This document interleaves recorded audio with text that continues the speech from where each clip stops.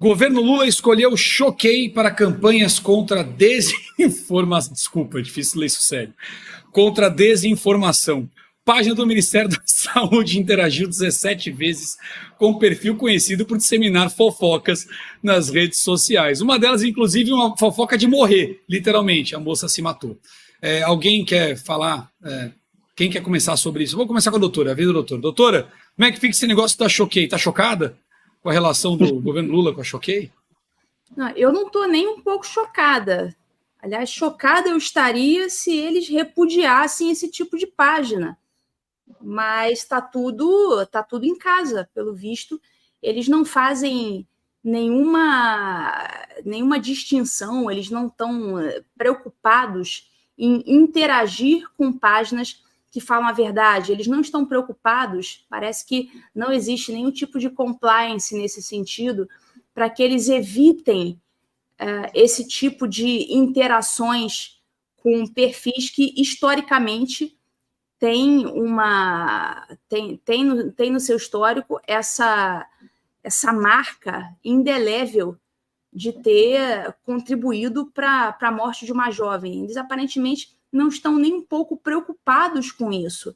Então você vê que eles são tão hipócritas, no sentido de que, se fosse o contrário, se fosse o governo do Bolsonaro interagindo com uma página que historicamente já se meteu numa situação como daquela menina que tirou a própria vida, se fosse o governo do Bolsonaro, isso já estaria sendo um escândalo, já estariam pedindo informações para dar em 48 horas, para saber se isso é algum tipo de estímulo à desinformação, para saber se isso não é algum tipo de financiamento a perfis desse tipo. Pelo que eu pude ver, o governo disse que não houve remuneração, que foi apenas uma questão de interação em rede social, interação não remunerada.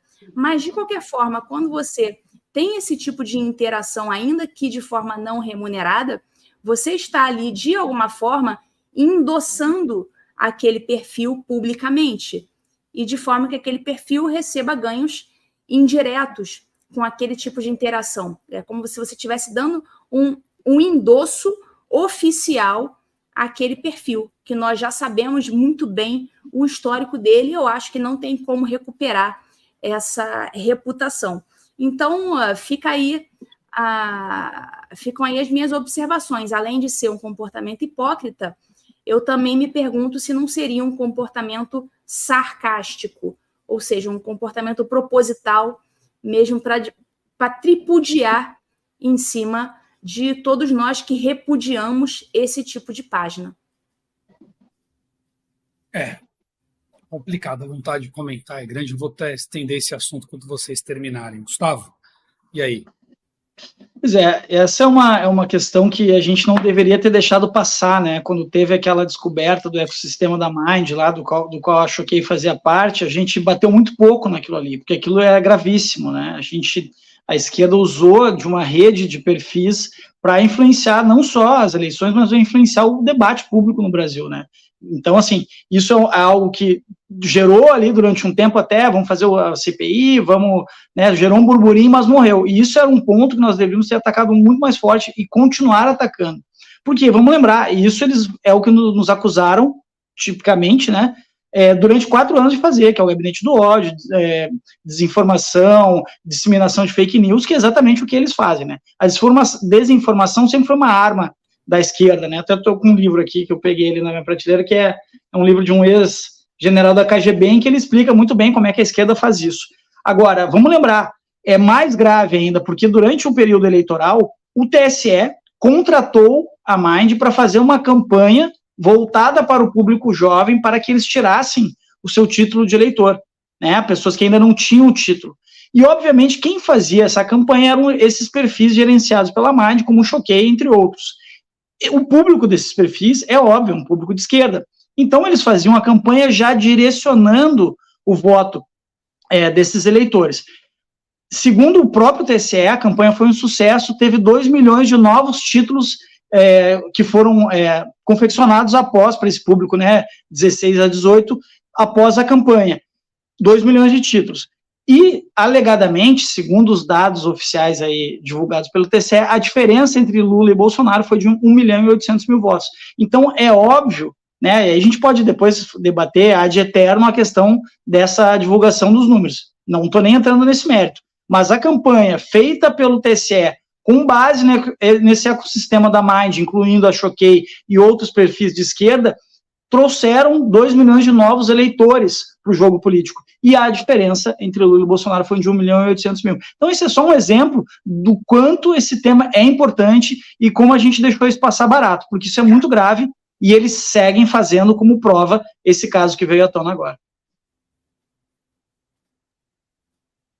E aí, Lili? Está chocada com o endosso do que o Gustavo acabou de trazer à memória, né? Os enlaces da esquerda com o caso da Mind. Sim. E aí, você está chocada com o reforço do enlace? Como disse a doutora Ludmila, não. Não me choca porque, né, eles estão baixos e a gente sabe que existe uma guerra cultural que é muito maior e, como o Gustavo acabou de falar, deveria ter mais o nosso foco e não tem. Não tem. A gente ainda acha que para salvar o Brasil temos que salvar através da política. Isso é um pleno exemplo de como eles se utilizam da cultura, das artes, do entretenimento para buscar as pessoas, né? Para enganar as pessoas, para disseminar as narrativas. Né? O Gustavo deu alguns detalhes aí sobre toda a investigação feita em cima da Mind, né? Que é a agência de... Como é que é? Marketing de influência. É uma agência de marketing de influência. E a CEO, né, que é a Pissarra, eu esqueci o nome dela, mas o sobrenome dela é Pissarra. Fátima Pissarra. Fátima Pissarra.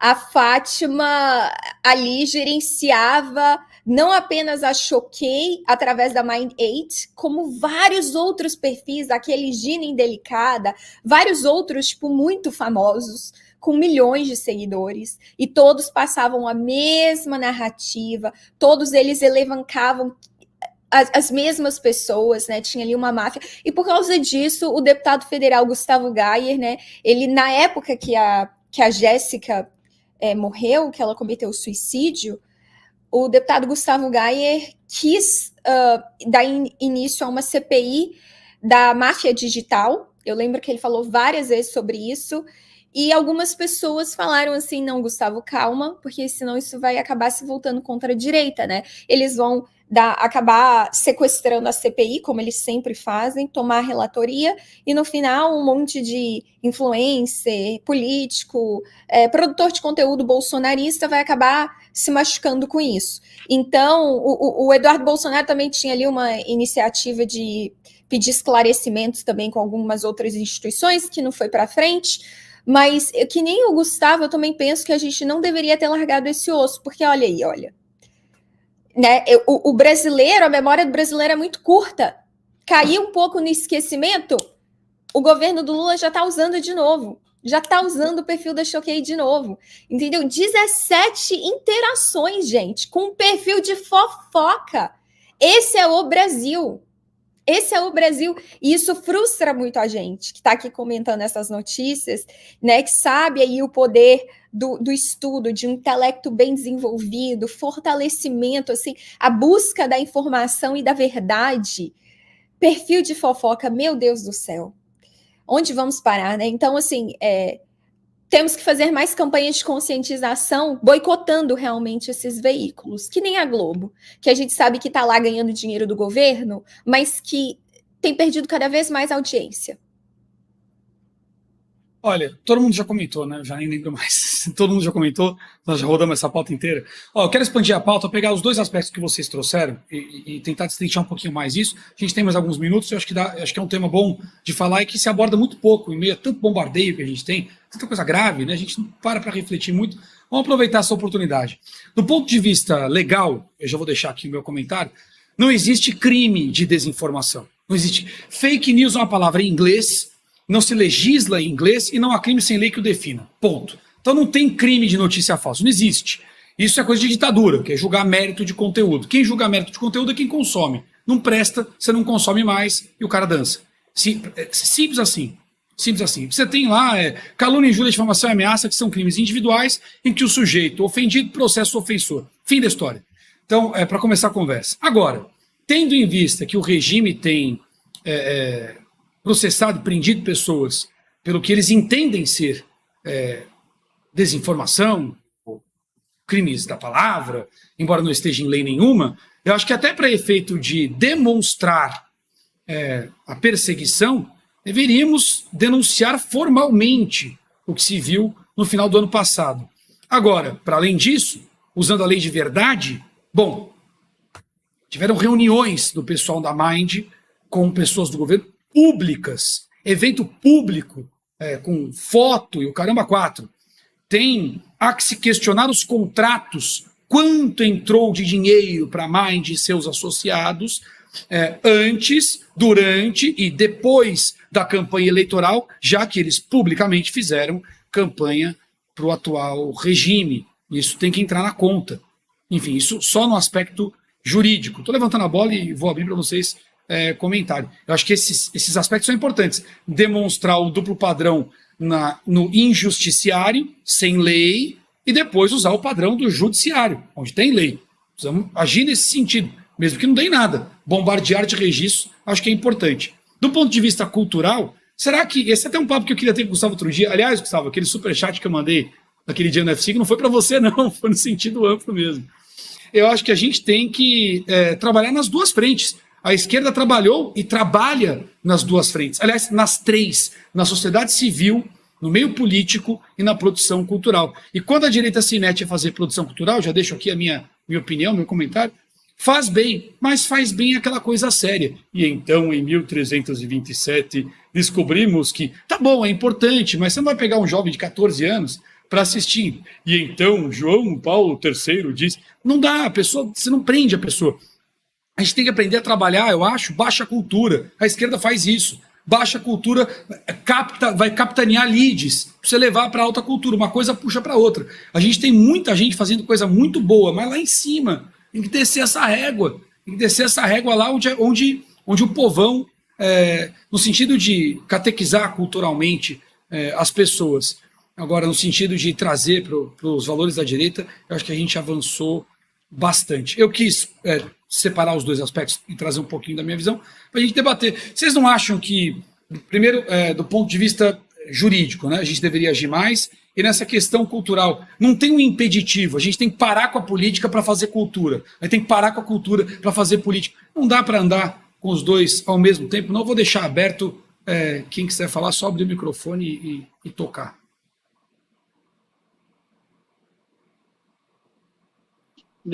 Deixar as gurias falar primeiro. Ludi? Nossa, convidada primeiro. Eu queria falar fazer uns comentários sobre o que você estava falando ainda há pouco sobre a Mind8, que a Mind8, eu acho que isso ficou ficou muito baixo. Eu não sei se tem alguma investigação rolando hoje e a gente não sabe. O fato é que alguns parlamentares, como, por exemplo, Gustavo Gayer, falaram sim que queriam perseguir isso, queriam trazer isso mais à superfície para que o público saiba exatamente o que rola ali. Ali é claro que aconteceu o chamado gabinete, o tal do gabinete do ódio que sempre acusaram os bolsonaristas de fazer. É claro que aconteceu ali, naquele ambientezinho da Mind8. E eu estava lembrando aqui do episódio Luciano Hang. O Luciano Hang, ele foi acusado de abuso de poder econômico utilizado nas eleições de forma indevida, né, para beneficiar os seus candidatos. Quer dizer, simplesmente porque um cara é rico, o cara é empresário, é rico, ele não tem o direito de expressar a sua opinião política nas redes sociais. Então, a pergunta que fica é, no caso da Mind8, não teríamos aí também um abuso de poder político, um abuso de poder econômico, uma vez que claramente havia um consórcio de grandes influenciadores. Não sabemos exatamente se houve algum pagamento eleitoral para essas pessoas. Aqui eu não estou dizendo que houve nem que não houve, só estou dizendo que, diante de tudo que nós estamos vendo no Brasil, de todo tipo de acusação, feitas como, por exemplo, a acusação contra o Luciano Hang, eu acho que com muito mais razão esse consórcio entre os influenciadores da Mind8, ele deveria ser investigado para saber se não há aí algum tipo de violação à lei eleitoral, para ver se aí alguém investigou por acaso, se não há Caixa 2 pagando esses influenciadores da Mind8. Alguém sabe se houve algum tipo de ajuste eleitoral para que aquelas pessoas, aqueles influenciadores por trás daqueles perfis, falassem bem de determinadas candidaturas em troca de algum tipo de compensação financeira? E se isso aconteceu, isso constou eventualmente dos registros eleitorais, financeiros da campanha, do caixa da campanha, então tudo isso precisa vir a público, porque há indícios e nós queremos saber.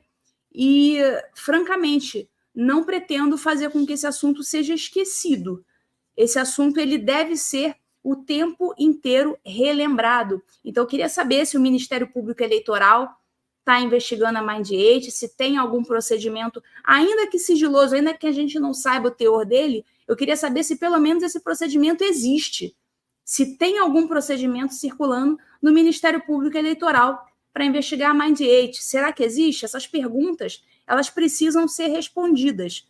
E se não há resposta, eu creio que os parlamentares poderiam instar o Ministério Público Eleitoral para que se manifeste nesse sentido. Está havendo ou não alguma investigação? E se não está, diante de tantos indícios de possível violação à lei eleitoral, por que nada foi instaurado? Então, essas respostas, elas precisam ser dadas. Eu acho que os políticos podem instar o Ministério Público para que a gente obtenha essas respostas.